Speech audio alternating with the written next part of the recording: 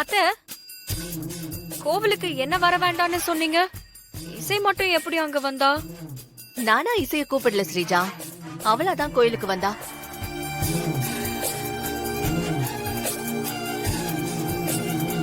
ஓ, அடேங்கப்பா, இசைய பத்தி பேசும்போது மட்டும் அன்னைக்குள்ள ஒரு ஃபீலிங் வருது பாத்தியா? என்னங்க, வர வெள்ளிக்கிழமை ரொம்ப நல்ல நாளா இருக்குங்க.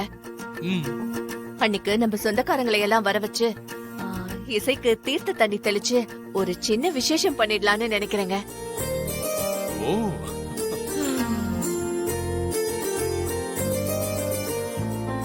அது பிறக்க போற குழந்தைக்கு ரொம்ப நல்லதுன்னு சொல்றாங்க.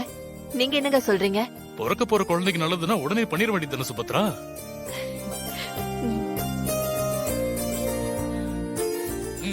சுபத்ரா, இந்த வீட்டுக்கு பேர குழந்தை வருதுன்னு தெரிஞ்ச உடனே உனக்கு 10 வயசு குறைஞ்சிருச்சு. ஏங்க, இதானே வேணான்னு சொல்றது? சும்மா இருங்க. ஏய், உண்மையதான் சொல்ற. என்னப்பா? ஏய், ஆமாண்டா, நிஜம்தா சுபத்ரா. ராகவ், இங்க பாரு. சொல்லுங்கம்மா. வீட்டுக்கு சொந்தக்காரங்க எல்லாம் வர போறாங்கப்பா. நாம தான் நம்ம வீட்டை அழகா டெக்கரேட் பண்ணணும். அந்த பொறுப்பை நீ எடுத்துக்கோ. சரிங்கம்மா, நீங்க என்ன சொல்றீங்களோ அதே மாதிரி பண்ணிடலாம். என்னென்ன பண்ணணும்னு நான் லிஸ்ட் போடுறேன், நீயும் ஐடியா சொல்லு. இப்ப இது ஒண்ணுதான் குறைச்சல் போல இருக்கு. சிந்தாமணி, நீயும் ராகவ் கூட சேர்ந்து எல்லா வேலையையும் பாத்துக்கணும். நானா? ஆமா, கண்டிப்பா பாக்குறேன். நீ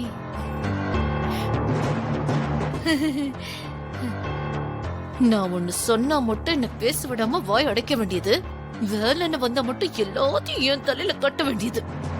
சிந்தாமணி, ஏதாவது சொன்னியா? இல்ல அண்ணி, என்னென்ன வேலை இருக்குன்னு நான் யோசிச்சுட்டு இருந்தேன். சரி, நானே சொல்ற கேட்டுக்கோ. வீட்டை சுத்தம் பண்ணி குழந்தைங்களுக்கு பிடிச்ச கலரா பெயிண்ட் பண்ணணும். சொந்தக்காரங்களை எல்லாம் இன்வைட் பண்ணணும், சமையலுக்கு சொல்லணும், அப்புறம் போட்டோகிராஃபரையும் வர சொல்லணும்.